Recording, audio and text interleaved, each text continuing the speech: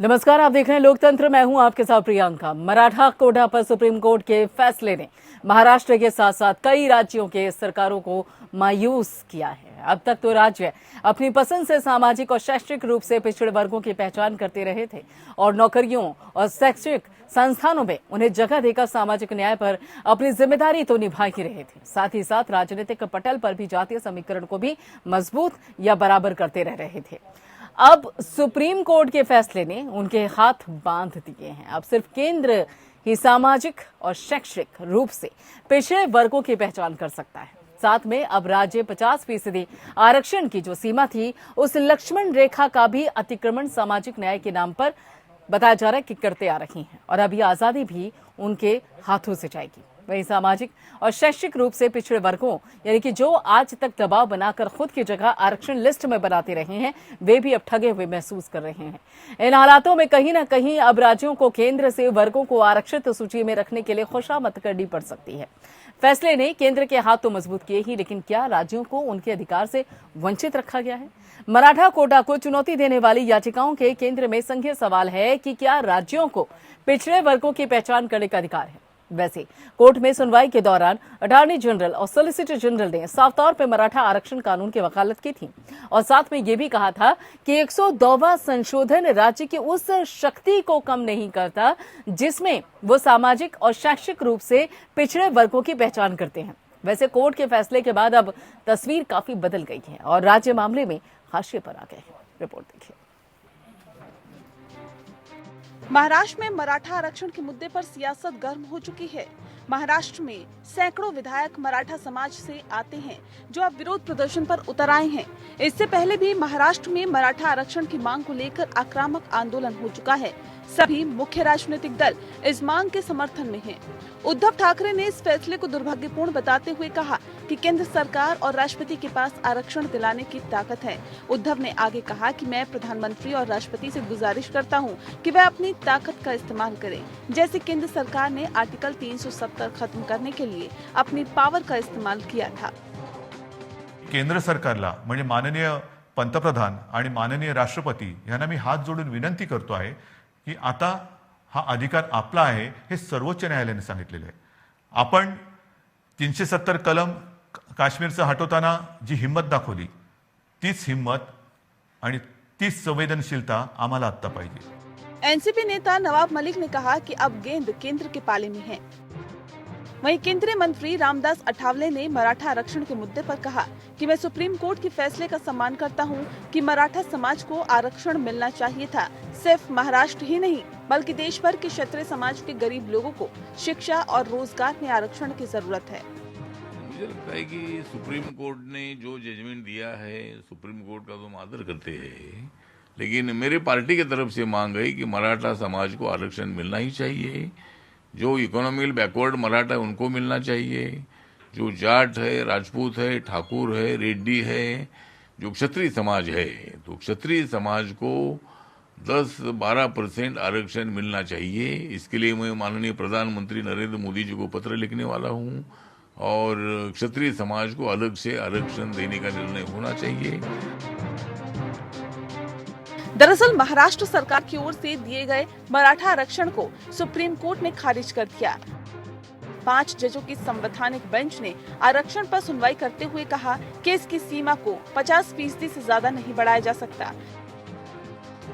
इसके साथ ही अदालत ने 1992 के इंदिरा साहनी केस में दिए गए फैसले की समीक्षा करने से भी इनकार कर दिया। कोर्ट ने यह भी कहा कि राज्यों को ये अधिकार नहीं कि वे किसी जाति को सामाजिक आर्थिक पिछड़ा वर्ग में शामिल कर लें। राज्य सिर्फ ऐसी जाति की पहचान कर केंद्र से सिफारिश कर सकते हैं।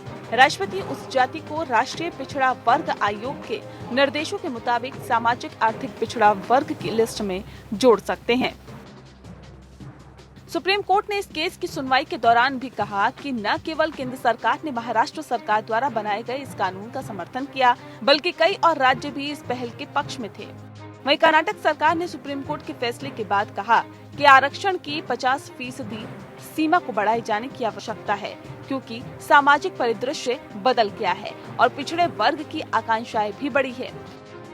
भूलना नहीं चाहिए कि आरक्षण को लेकर महाराष्ट्र जैसा असमंजस कई राज्यों में है।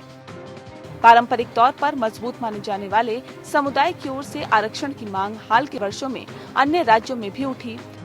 गुजरात में पटेल और राजस्थान और हरियाणा में जाट आरक्षण को लेकर हुए आंदोलन तो राष्ट्रीय स्तर पर चर्चित हुए थे।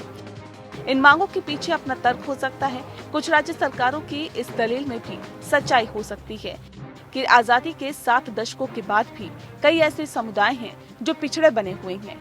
लेकिन सवाल ये है कि क्या ऐसे तमाम पिछड़ेपनों को दूर करने का एकमात्र उपाय आरक्षण ही रह गया है?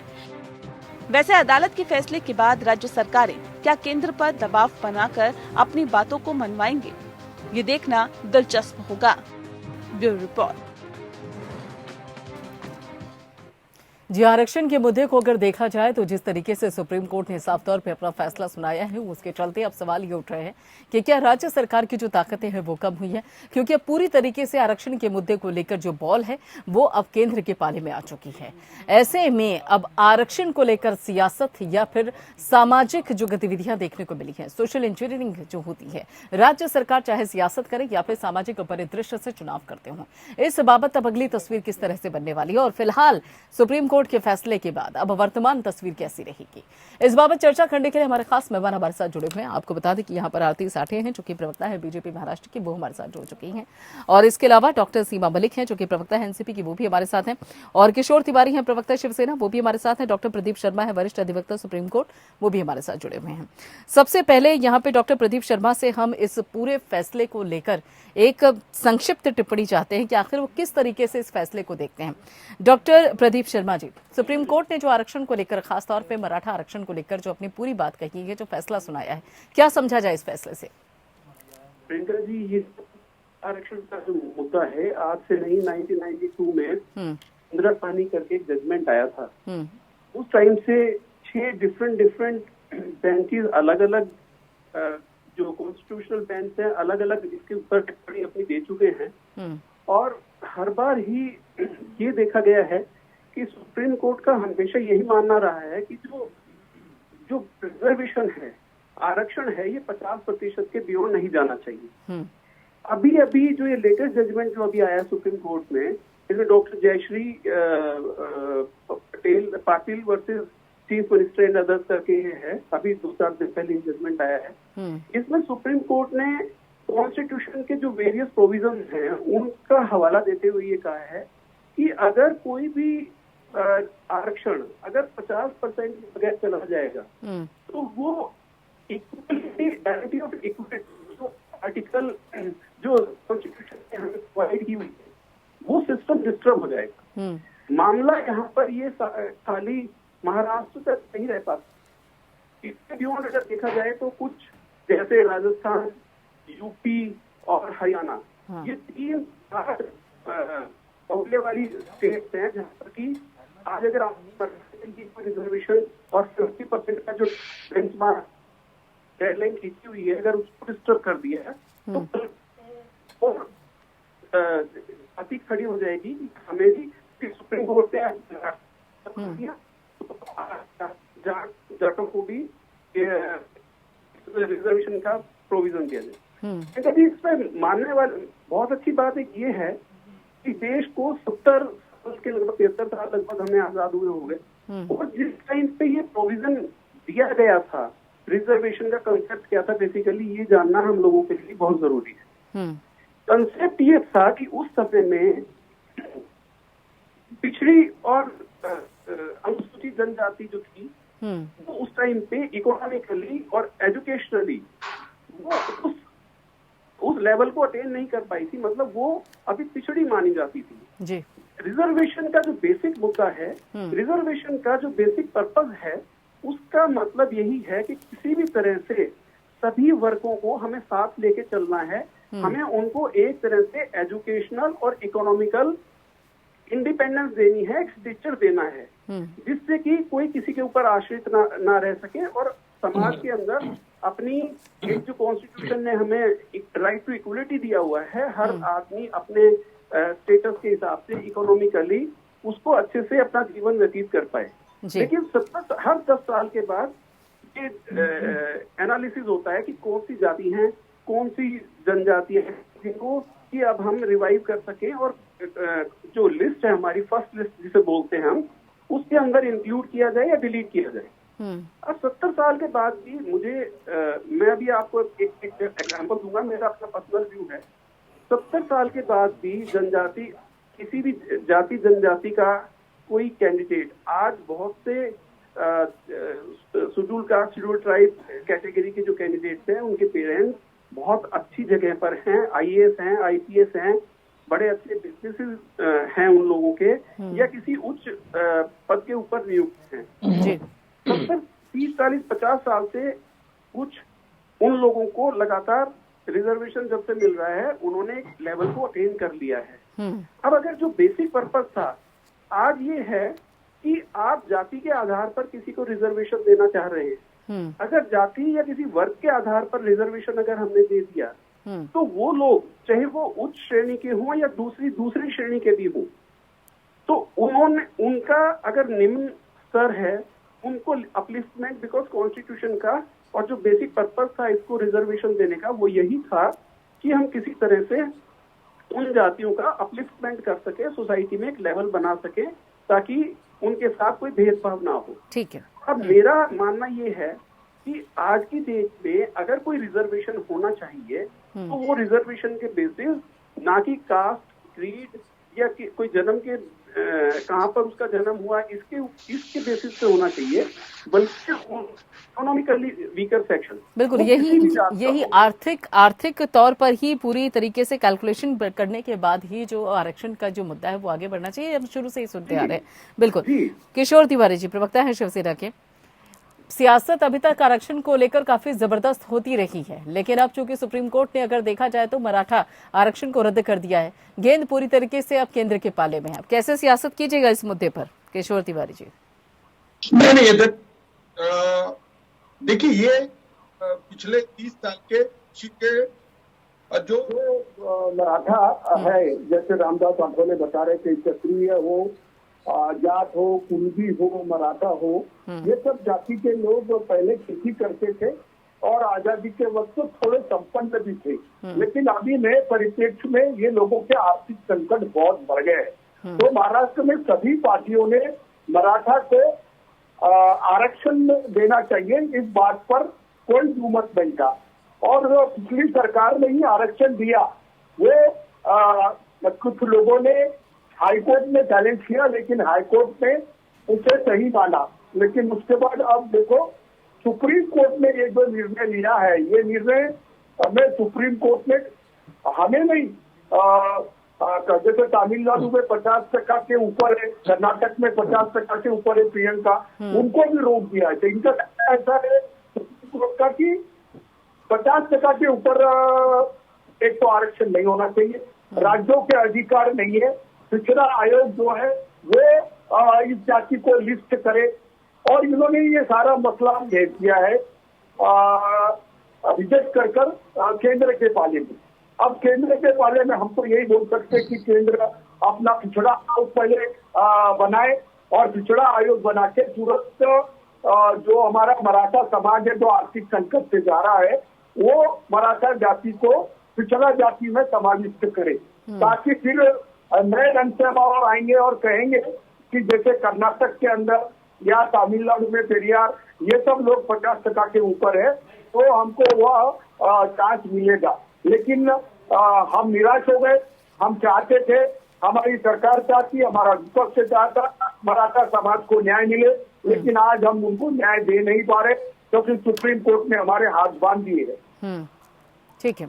आरती साठे जी, एक बात बताइए, अगर देखा जाए तो पूरी तरीके से इस वक्त आरक्षण के मसले को लेकर बॉल केंद्र के पाले में है, तो यहाँ पर तोहफा कुछ मिलेगा, या फिर ये मानकर चला जाए कि अब चूंकि बॉल पूरी तरीके से केंद्र के हाथ में है तो अब अपनी तरीके की सियासत होगी, बार्गेनिंग की भूमिका होगी क्या?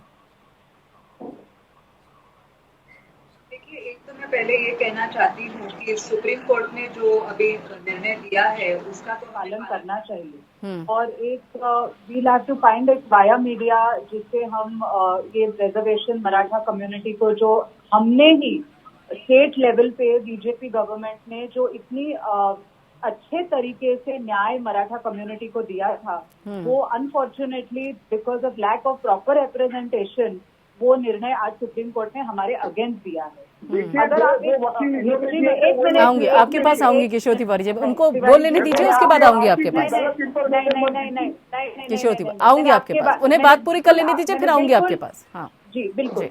अभी जो सेंटर जो वाया मीडिया देगा वो सारे स्टेक होल्डर्स के साथ बातचीत करके वो जो वाया मीडिया है वो निकालेगा, क्योंकि जो Kota's already which were given by the Bombay high court they remain. Supreme court ने उस कोटा को बिल्कुल टच नहीं किया है। लेकिन एक बात जो मैं बहुत इम्पोर्टेंट चीज है जो कहना चाहती हूँ कि पहले बॉम्बे हाई कोर्ट ने ये निर्णय दिया था, वो गायकवाड़ कमीशन जो सेटअप की थी रिटायर्ड जस्टिस गायकवाड़ के चेयरमैनशिप के अंडर, उसको एक्चुअली एनसीपी और कांग्रेस पार्टी का विरोध था कि ये गायकवाड़ कमीशन क्यों सेटअप की। लेकिन गायकवाड़ कमीशन के जो रिकमेंडेशन थे, उन रिकमेंडेशंस को, सारे डेलिबरेशंस को देख के बॉम्बे हाई कोर्ट ने ये निर्णय दिया था कि मराठा रिजर्वेशंस आर रिक्वायर्ड। सिर्फ वो कोटा जो था 16% का वो उन्होंने थोड़ा कम किया था।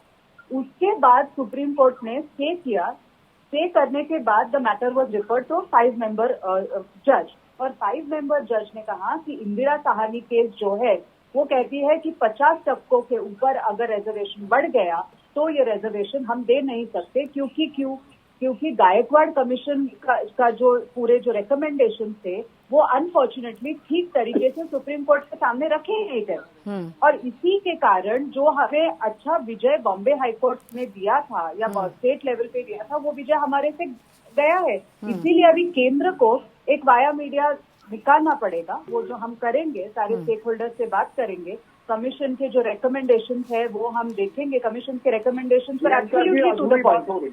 लेकिन बिकॉज ये रिप्रेजेंटेशन ठीक तरीके से नहीं हुआ, इसी के कारण हम एक बैकफुट पे आ गए। और लेकिन हमारी कमिटमेंट है कि मराठा कम्युनिटी को हम आरक्षण देंगे और ये आरक्षण हम देते रहेंगे और इसके लिए हम प्रयत्न करेंगे और हम वाया मीडिया निकालेंगे। लेकिन ये बात बिल्कुल सही है कि प्रॉपर रिप्रेजेंटेशन हुआ नहीं और इसके कारण आज ये सुप्रीम कोर्ट का निर्णय हमें मान्य करना पड़ेगा। लेकिन सुप्रीम कोर्ट का निर्णय अगर स्टेट ने अगर ठीक से ये सब रिप्रेजेंटेशन करते थे तो हमें एक न्याय बिल्कुल अच्छी तरीके से मिलता था, ये मेरा मत है। ठीक है, डॉक्टर सीमा मलिक जी। जी, मैं सुन रही थी तो भाजपा की प्रवक्ता जो है, देखिए मतलब इस तरह के एलिगेशन लगाना है राजनीति।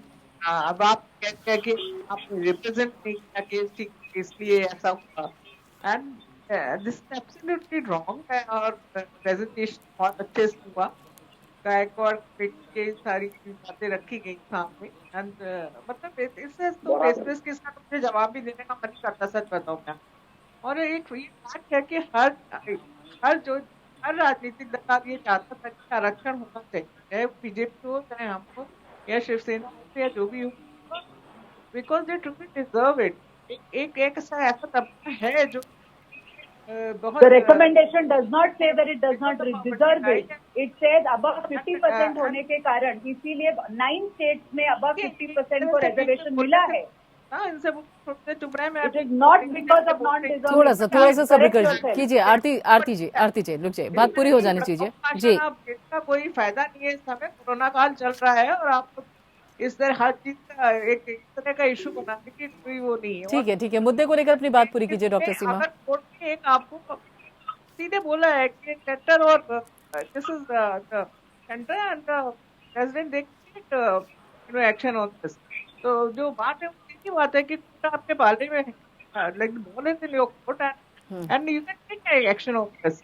और देखिए इनको बैकवर्ड कमेटी बनानी चाहिए, डिसाइड करना चाहिए लोगों के लिए। अगर आप वाकई करना चाहते हैं इस टाइप की राजनीति की, उनका ठीक से प्रेजेंटेशन नहीं हुआ और ये सब, मतलब I really agree with them, मैं इसको जवाब भी नहीं देना चाहती। प्रेजेंटेशन बहुत अच्छे से हुआ है और कोर्ट ने आपको एक रास्ता भी दिखाया है कि आप अगर सीट चाहे तो वो कर सकता है। तो इनको immediately they should form a backward committee and they should do something for their people.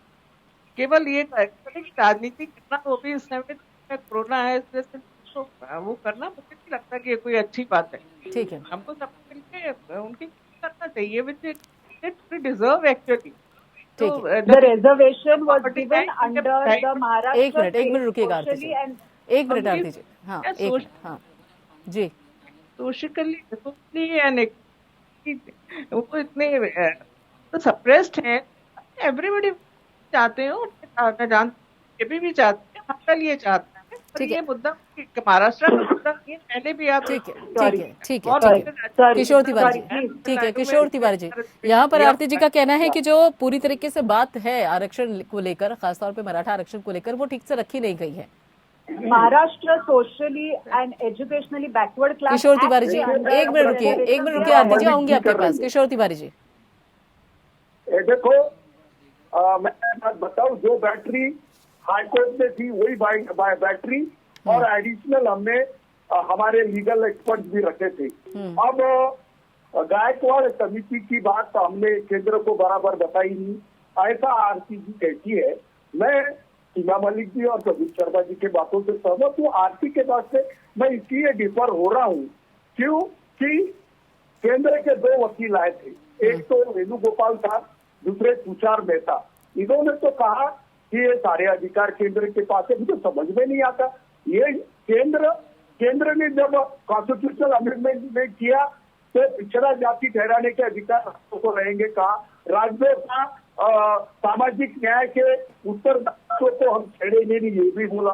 जब राज्य ने डिसाइड किया, जब राज्य के सभी पॉलिटिकल रिप्रेजेंटेटिव जो इलेक्टेड है उन्होंने डिसाइड किया प्रियंका कि मराठा जाति को पिछड़ा जाति में गिनकर उनको सामाजिक न्याय के मेन स्ट्रीम में लाया जाए, तो सुप्रीम कोर्ट ने कहा कि राज्य के अधिकार नहीं।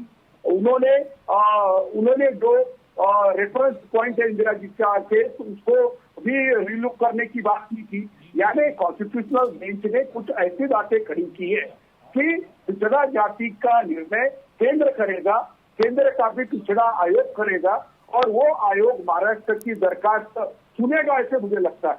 आरती जी ने भाजपा की बात रहते हुए कहा प्रियंका जी की हम केंद्र को मनवा के ले आएंगे। मैं उनको बताता हूँ, मेरे मुख्यमंत्री ने मराठा समाज को कहा कि बीजेपी कितनी जो ऊंची राजनीति करे, लेकिन आप उग्र मत होइए, हम ये लड़ाई लड़कर मराठा समाज को न्याय देंगे, ये मेरे मुख्यमंत्री ने कहा है। ठीक है आरती, ठीक है आरती साठे जी, ठीक है आरती साठे जी, आपने कहा, आरती साठे जी आपने कहा कि अगर देखा जाए तो इस मराठा आरक्षण को लेकर कहीं ना कहीं सॉफ्ट कॉर्नर बीजेपी के मन में भी है और केंद्र सरकार के भी मन में एक सॉफ्ट कॉर्नर है इस मराठा आरक्षण को लेकर। तो ऐसे में उद्धव ठाकरे तो साफ कह रहे हैं कि जब आप 370 हटा सकते हैं तो इस बाबत में कोई बड़ा कदम उठा लीजिए, क्या परेशानी है उसमें?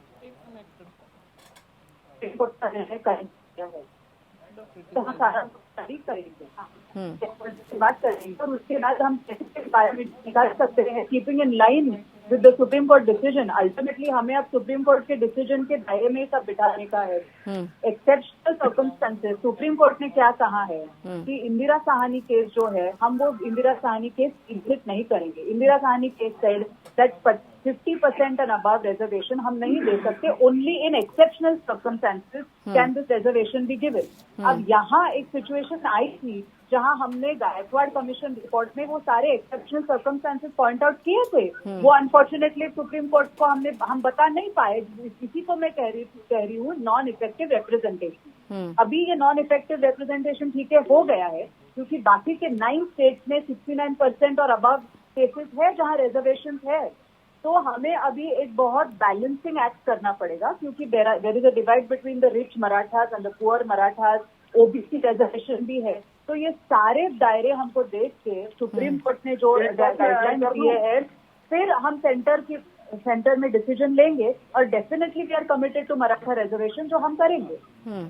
ठीक है डॉक्टर प्रदीप शर्मा जी, जो यहाँ पर फैसला है उस बाबत का ये मानकर चला जाए कि इस फैसले के तहत जो सीबीसी के पास एक अधिकार होता है कि बकायदा वो देखें कि उसके राज्य में कौन पिछड़ा वर्ग है, किसे ज्यादा जरूरत है, खासतौर पे जैसा कि आपने खुद भी कहा कि आर्थिक तौर पर एक आकलन होना चाहिए, तो उस बाबत क्या वो अधिकार छिन जाएगा राज्य सरकार से? और केंद्र के लिए कितनी बड़ी चुनौती होगी कि हर राज्य में वो जाकर देखे कि किसको ज्यादा जरूरत है और किस वर्ग को नहीं है?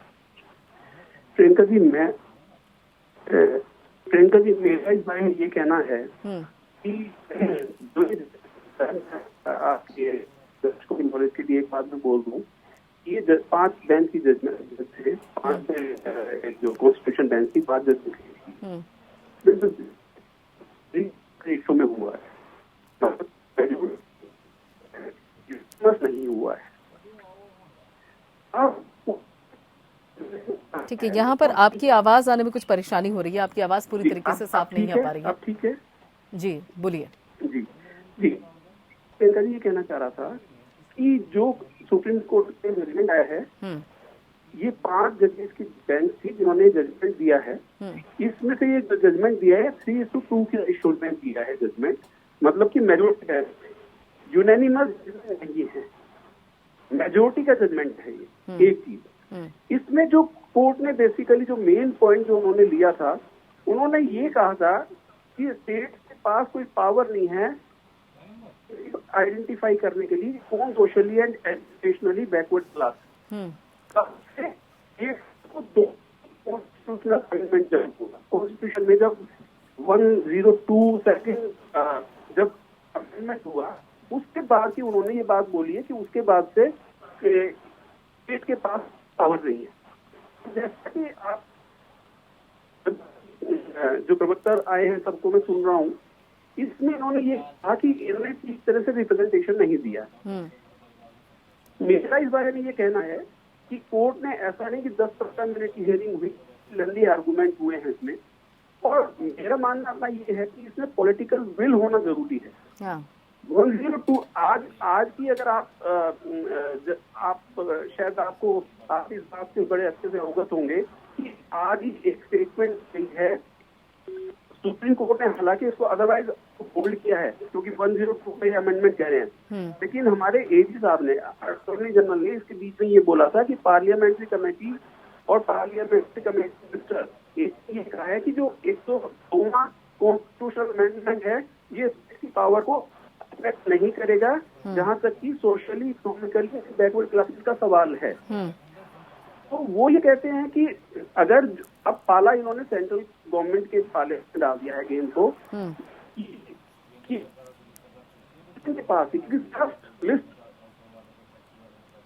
होती है, स्टेट लिस्ट होती है जिसमें आरक्षण एक सेंट्रल लिस्ट है होती है, स्टेट लिस्ट होती है जो स्टेट में पर्टिकुलरली उसकी वहाँ की जातियों के आधार पे वहाँ दी जाती है। ठीक है, क्योंकि सेंट्रल गवर्नमेंट के पाले में आ गई ये बात, तो अब हमारे पास बैकवर्ड कमीशन भी है। सेंट्रल प्रेसिडेंट बैकवर्ड कमीशन के पास रेफर करें केस को, तो वहां से ऑब्जर्वेशन ले ले कि आपका इस बारे में क्या कहना है, और वो रिकमेंडेशन करके अगर वो भेज दे, क्योंकि अभी भी मैं अभी आपको कहा कि ये मेजोरिटी डिसीजन है, यूनानिमस डिसीजन नहीं है। अगर इनको लगता है, अभी बोला कि हम ठीक से रिप्रेजेंट नहीं कर पाए अपने आप को, अगर इनको अभी भी लगता है कि ये ठीक से रिप्रेजेंट नहीं कर पाए तो रिव्यू का प्रोसेस है। ठीक है, बिल्कुल रिव्यू का है, लेकिन it's very difficult to have a review of a 5 जज decision that 3:2. I mean, it can happen. Taken a review is something which, in most cases, after such a detailed discussion.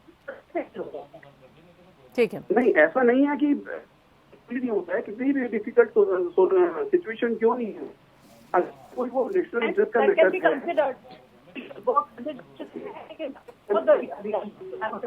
है, तो मुझे वो reality reviews की वगैरह पता है, इसलिए भी पॉसिबल है। ठीक है किशोर तिवारी जी, ठीक है किशोर तिवारी जी, यहाँ पे डॉक्टर प्रदीप शर्मा ने कहा कि कहीं ना कहीं पॉलिटिकल विल अगर होती तो शायद अगर देखा जाए तो कुछ हद तक मराठा आरक्षण के पक्ष में बात बन सकती थी।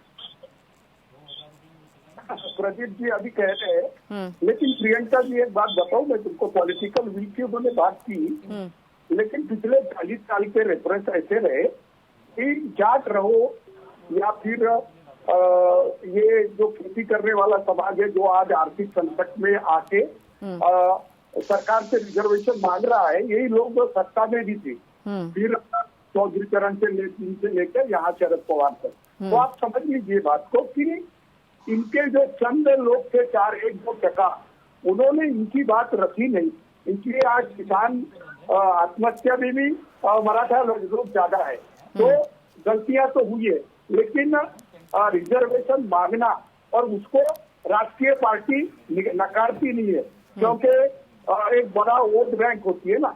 तो मैं तो मराठा आरक्षण ऐसी चीज थी महाराष्ट्र में, बीजेपी ने किया, कांग्रेस राष्ट्रवादी भी अभी सरकार में है और शिवसेना भी है, तो सब प्रमुख पक्ष के आरपीआई के नेता भी कह रहे थे देना चाहिए। तो पॉलिटिकल विल तो है प्रदीप शर्मा की, अब कॉन्स्टिट्यूशनल प्रोविजनिंग नहीं है ना।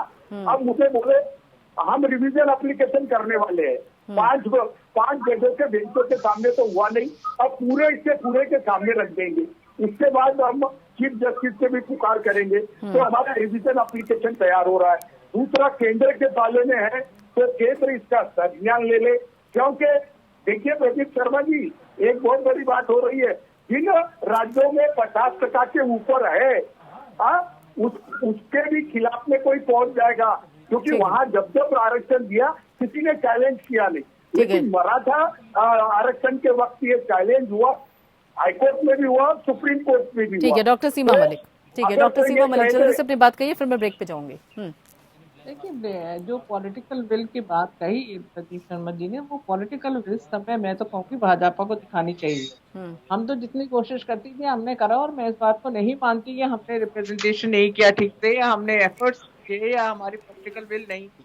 बट नाउ अब उन बातों को करने का कोई फायदा नहीं है। Present situation is this that the ball is in the court of the centre, and they should show the political will now, है ना। एंड अगर वो चाहे तो वो कर सकते हैं आराम से, form a backward committee and अपना रिप्रेजेंट करना चाहिए, और जल्दी से जल्दी हो इन लोगों को करना चाहिए, है ना। ये हम सबको पता है कि मराठा समाज है जो बहुत मतलब very powerful, lot of people are there who are below poverty line, इनके कुछ नहीं है, उनके लिए आप अगर आप करना चाहें तो आप कर सकते हैं, इंस्टेड ऑफ क्रिटिसाइजिंग आजकल भड़काने के अलावा आपके पास है, आप करिए, ठीक है ना। मुझे लगता है कि पॉलिटिकल विल तो बीजेपी को शो करनी चाहिए इस समय। हम हमारे पास तो पॉलिटिकल, हमें तो ठीक है जी। आरक्षण के मुद्दे को लेकर सीधे तौर पर अगर देखा जाए तो सुप्रीम कोर्ट ने साफ कर दी है तस्वीर। उन्होंने कहा है कि सुप्रीम कोर्ट की तरफ से जो निर्देश जारी किए गए हैं उसके तहत 50% तक ही आरक्षण की सीमा है, उससे ऊपर नहीं, और उससे ऊपर के तहत जो भी आरक्षण को लेकर उन्होंने साफ तौर पर कहा कि अगर इसके ऊपर है तो उसे रद्द कर दिया जाएगा, जैसे कि मराठा आरक्षण को लेकर सुप्रीम कोर्ट की तरफ से फैसला सामने आया है। चर्चा करने के लिए खास मेहमान हमारे साथ जुड़े हुए हैं। एक बात बताइए प्रदीप जी, जिस तरह से यहाँ पर खासतौर पर सुप्रीम कोर्ट की तरफ से कहा गया कि जो 102वां अंक क्या है, खासतौर पर इस पे जो चर्चा की गई है, इस पर जो बात की गई है, इसको लेकर जो विश्लेषण किया गया है, उसके तहत कहा गया है कि अब 102वें संविधान संशोधन के बाद पिछड़ों की सिर्फ एक ही सूची होगी, जो कि राष्ट्रपति जिस पर मोहर लगाएंगे या जो कि वो अधिसूचित करेंगे। तो इस बाबत क्या आपको नहीं लगता कि अगर राज्यों में जो परिस्थितियां बनी हुई है, राज्य सरकार अगर उसमें शामिल नहीं होंगी और सीधे सीधे पूरी बागडोर केंद्र के हाथ में होगी, तो कहीं कुछ त्रुटि की भी संभावना हो सकती है? प्रियंका जी, आपने बिल्कुल ठीक कहा कि त्रुटि की संभावना हो सकती है। हाँ। इसीलिए हमारे पास 2 तरह की लिस्ट होती है, एक सेंट्रल लिस्ट होती है और एक स्टेट लिस्ट होती है। जब भी कोई लिस्ट बनती है तो प्रेसिडेंट कंसर्न स्टेट से उसके बारे में कमेंट्स लेते हैं। सुप्रीम कोर्ट ने अभी जब ये जजमेंट भी दिया तो उन्होंने ऐसा नहीं है कि रीजनिंग नहीं दी हो, बेशक से 3 जज एक साइड थे, 2 जज एक साइड थे, लेकिन उन्होंने अपने वहां पे जो भी अपने उनके व्यूज थे या जो उनकी फाइंडिंग्स थी, जो वो एज पर कॉन्स्टिट्यूशन जो ठीक समझते थे उन्होंने दिया।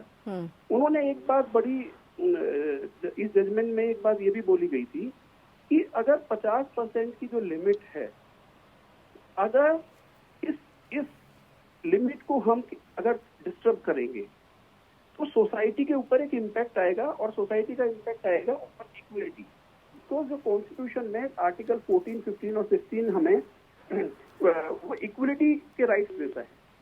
तो कोर्ट का ये कहना था कि 50% की जो लिमिट को अगर हम डिस्टर्ब करेंगे तो बेसिकली सोसाइटी के ऊपर इम्पैक्ट आएगा। अभी आप एक ही तरफ सोचे जा रहे हैं, दूसरी साइड नहीं सोचे जा रहे हैं। मेरा कहना यही है कि कोर्ट ने जब ये अपना रिट्रीट बात को, इंदिरा गांधी जजमेंट को उन्होंने डिस्टर्ब नहीं करने के लिए कहा, उन्होंने ये कहा कि अगर जो 16(4) आर्टिकल 16 सबसेक्शन 4 जिसमें कि स्टेट के पास पावर है, आइडेंटिफाई करने की, सोशली बैकवर्ड डील करने की वो पावर है, लेकिन वो एक्स्ट्रा ऑर्डिनरी सर्कमस्टांसेस में। तो आप इसको जब आप बनाएंगे तो उसके लिए आपको ये बताना पड़ेगा कि आपके ऐसे क्या एक्स्ट्रा ऑर्डिनरी सर्कमस्टांसेस थे कि जिसको आपने डिस्टर्ब किया कि, और ये इसीलिए बनाया गया है क्योंकि आपको पता ही कई बार प्रेशर्स होते हैं और उन पॉलिटिकल प्रेशर्स के कारण से किसी भी लिस्ट को इंक्लूड स्टेट कर सकता है, इसीलिए सेंटर का इंटरवेंशन इसके अंदर। तो उसमें राइट जो इक्वलिटी जो हमारी कॉन्स्टिट्यूशन का एसेंशियल फीचर है उसको ध्यान में रखते हुए उन्होंने ये ऐसा बोला है जजमेंट में कि भाई इस बेसिस के ऊपर आप बताइए कि भाई आप ये क्यों नहीं करना चाहते। ठीक है डॉक्टर प्रदीप, ठीक है डॉक्टर प्रदीप, आपने कहा कि अगर देखा जाए तो पॉलिटिकल प्रेशर भी रहता है। ठीक है, मान लिया कि कहीं ना कहीं आरक्षण को लेकर बाकायदा राज्यों में एक सियासत होती रही है और उस बाबत आरक्षण को लेकर एक मसला, एक शिकवे के तौर पर इस्तेमाल किया जाता है।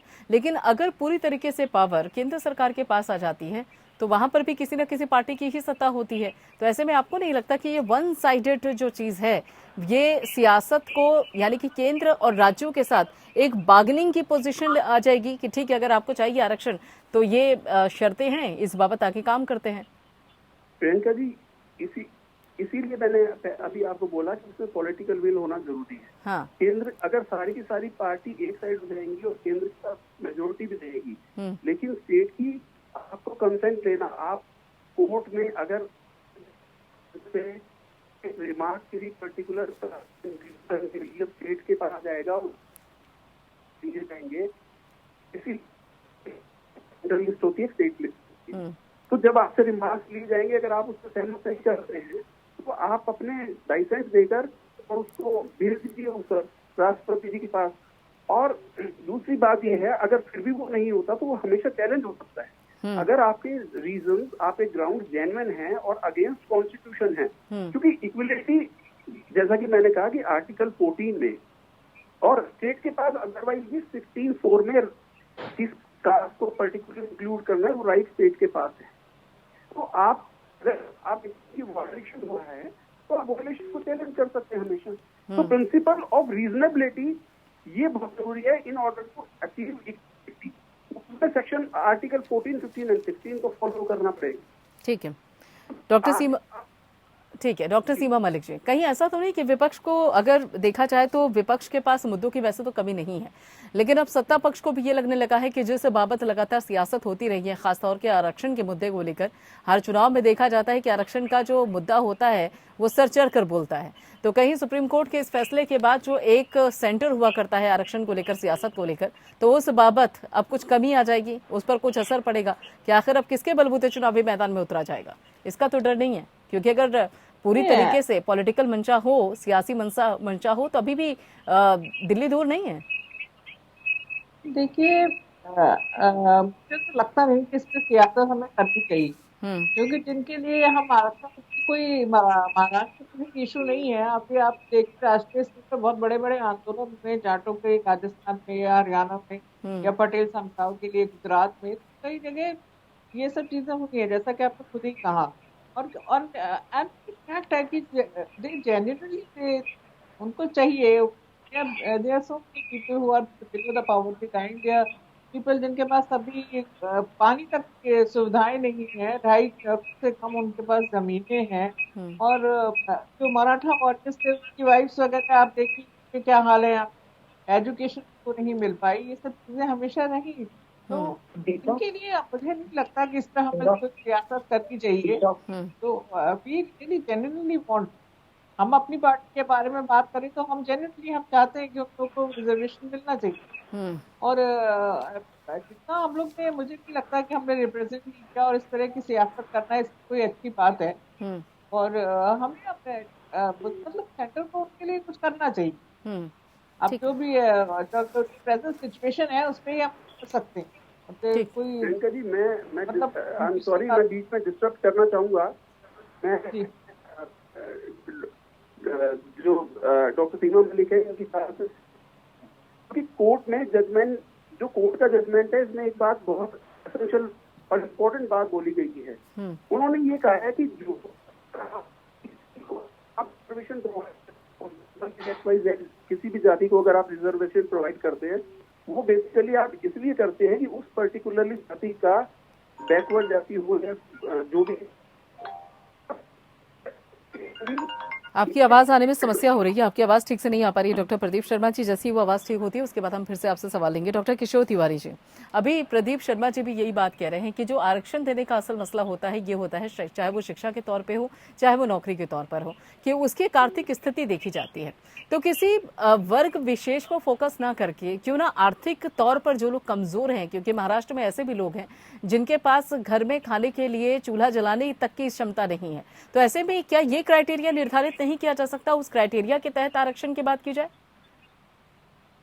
जी जी जी, एक पहला तुम्हारा एक सवाल था। हाँ। क्योंकि राज्य सरकार ने अपनी मंशा क्लियर कर दी है कि मराठा समाज को आरक्षण मिले, लेकिन अभी भाजपा विपक्ष में है और केंद्र की भाजपा की सरकार दिल्ली में है और अब पाला पूरा आरक्षण का पूरा जवाबदारी चली गई है केंद्र के पास। तो हमारी किरकिरी बढ़ाने के लिए वो कर सकते हैं इसमें बहुत चीजें।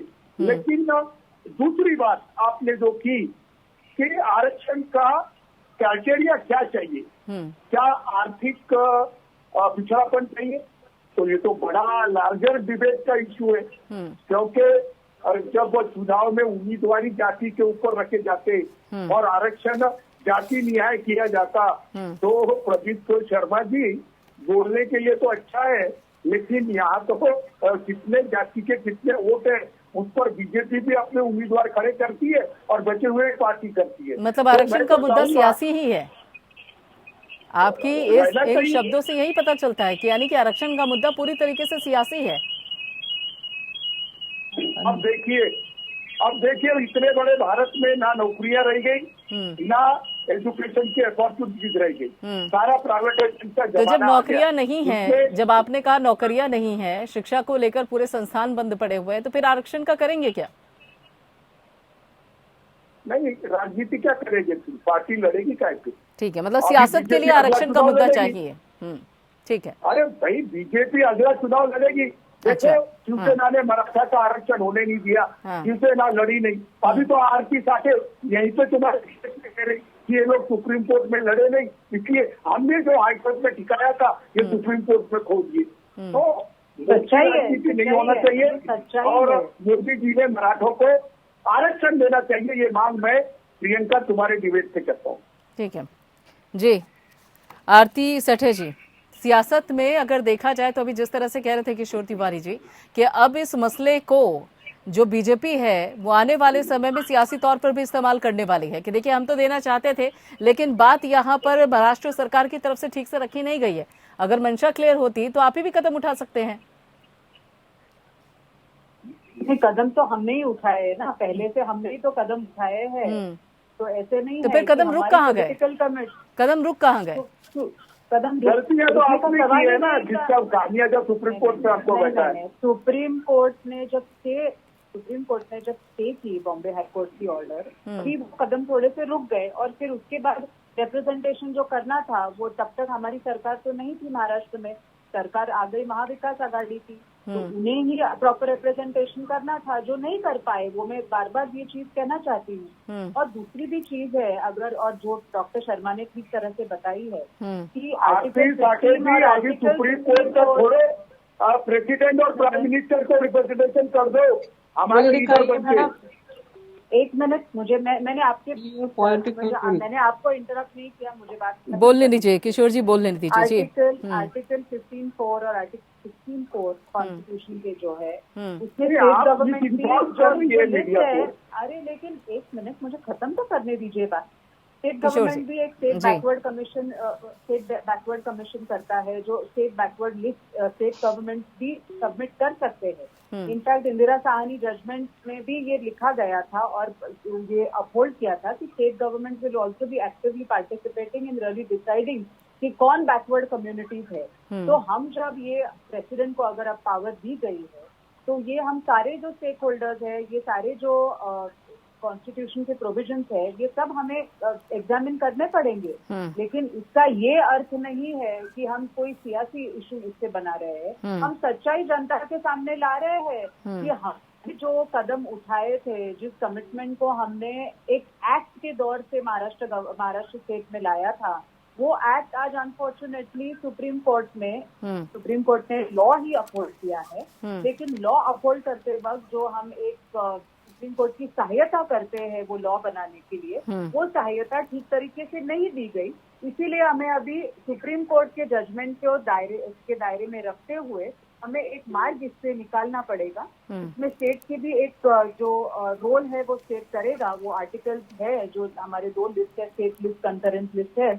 102 जो अमेंडमेंट है वो 102 अमेंडमेंट ऐसे नहीं कहती कि कि power of the state is being completely taken away. ऐसी वो अमेंडमेंट आज भी कह नहीं रही है। लेकिन अभी हम सुप्रीम कोर्ट के डिसीजन को ठीक तरह से और स्टडी करेंगे और डेफिनेटली सारे विचार विमर्श करके ये कैसे रिजर्वेशन हम एक ठीक तरह से इम्प्लीमेंट कर सकते हैं उसके ऊपर हम विचार करेंगे। ठीक है प्रियंका जी, मैं एक बात बोलना चाहूंगा यहाँ पर अभी सब इसमें इस सारी की सारी डिबेट में एक बहुत इम्पोर्टेंट पॉइंट है जो मिसिंग है अभी तक। कोर्ट ने ये भी बोला है कि क्या खाली किसी भी जाति का उत्थान आप कास्ट के बेस पे कर सकते हैं? आप कास्ट के लिए लड़ाई क्यों कर रहे हैं? अगर आपकी इंटेंशन वाकई में ही किसी की अपलिफ्टमेंट कर रही है, किसी कास्ट एंड क्रीड की या किसी भी पर्टिकुलर सोसाइटी की, अगर आपको उसका उत्थान ही करना है तो आप उसको सस्ती एजुकेशन दिलाइए, फीस माफ कर दीजिए, अच्छे इंस्टीट्यूशन दीजिए, उनको अच्छे से ट्रेन कर दीजिए ताकि वो अगर नौकरी ना भी मिले तो अपने पैरों पे खड़े हो सके, अपने आप को खुद जी। तो ये एक इम्पोर्टेंट एस्पेक्ट है जो भी लिया गया है। बिल्कुल, किशोर तिवारी जी जवाब देंगे इसका। जी किशोर तिवारी जी, सस्ते शिक्षा कर दीजिए, फीस कम कर दीजिए। हाँ। एक मैं बात कहूंगा प्रियंका जी, मराठा समाज का एस्पिरेशन है और कठिनाइयां भी बहुत है।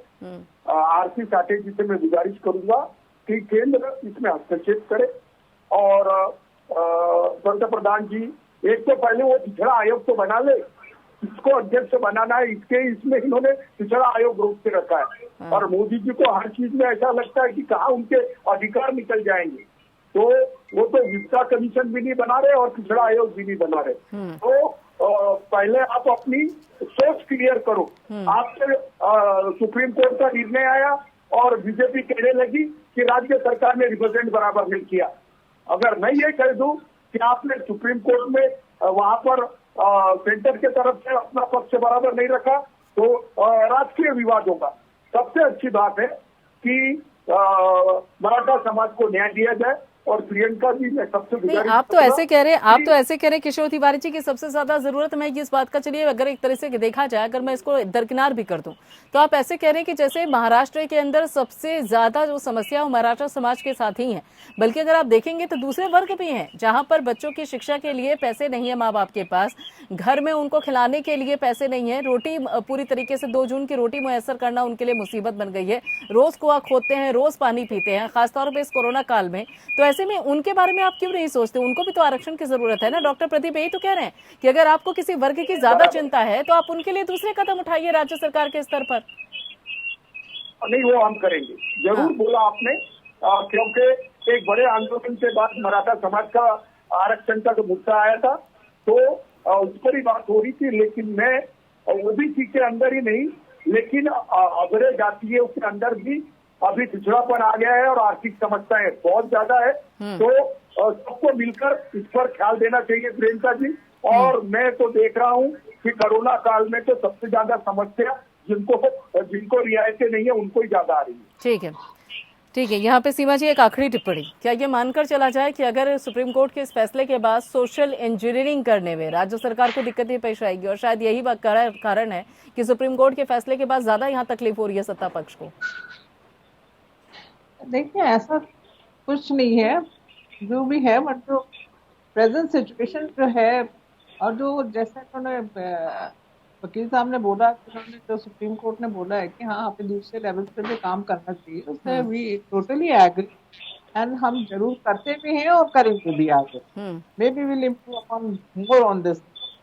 बट तो आज की सिचुएशन है उसके लिए तो बेसिकली मैं यही कहूँगी कि जिस तरह की बिल उन्होंने 370 में दिखाई, जिस तरह की बिल उन्होंने ट्रिपल तलाक में दिखाई, आप से ये रिक्वेस्ट करती हूँ कि आप प्लीज इस पे भी ऐसे ही बिल दिखाइए। और एक उनके लिए मराठा आरक्षण की बात हो रही है इस समय, तो मैं उसी की बात करूंगी कि आप लाइए।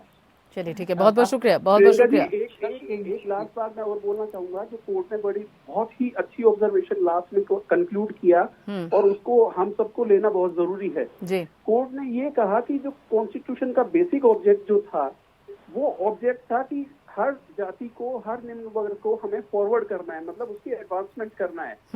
कोर्ट ने ये ऑब्जर्व किया कि ये हम इस बात को देखने में कंस्ट्रेंड है, मतलब उन्होंने जो वर्ड स्पेसिफिकली यूज किया था वो कंस्ट्रेंड किया था कि यहाँ पर ज्यादा से ज्यादा लोग बैकवर्डनेस को अडॉप्ट करने के लिए जा रहे हैं, ना कि फॉरवर्डनेस को। ठीक है, ठीक है, आप बैकवर्ड बनना चाहते हैं, ना कि फॉरवर्ड बनना चाहते हैं। ठीक है। यानी कि कहीं ना कहीं देखा जाए तो आरक्षण के तौर पर सियासत हो रही है, लेकिन जरूरत है कि अगर कहीं पर जरूरत है किसी भी वर्ग को आर्थिक तौर पर, तो उसकी मदद की जाए। बहुत बहुत शुक्रिया आप सभी लोगों का इस चर्चा में शामिल होने के लिए। जरूरत है कि अब देखना यह होगा कि जो मराठा आरक्षण खत्म किया गया है, रद्द किया गया है, सुप्रीम कोर्ट की तरफ से जो निर्देश दिए गए, उस बाबत ये सियासी रंग क्या अख्तियार करता है, क्योंकि अब पूरी तरीके से गेंद अगर देखा जाए तो केंद्र के बारे में। फिलहाल इतना ही, बाकी खबरों के लिए आप जुड़ रहिए एपीएन के साथ।